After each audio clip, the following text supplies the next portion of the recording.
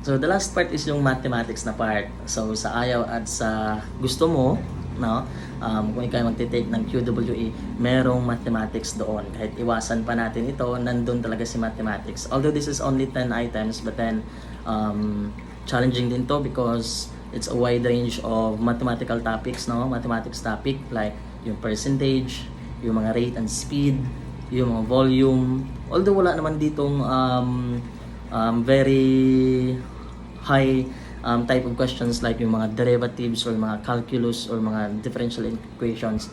Although mga basics lang dito sa mathematics, but yet it will pose some challenge to you if yung background mo sa mathematics or yung numerical skills mo tinatawag ay medyo mababa.